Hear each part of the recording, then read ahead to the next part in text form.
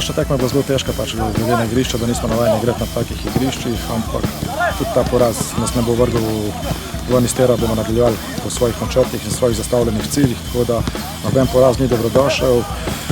Je pa to ena pozitivna stvar, ker se bo ekipa malo streznila, da vidijo, da nismo nepremagljivi in igramo s svojim potem naprej. Fantom lahko čestitamo za izjemno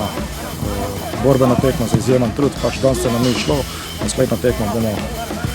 popravili te napake, ki smo jih danes naredili in verjamemo v skupne projekte in skupne zmage, da bomo šli naprej.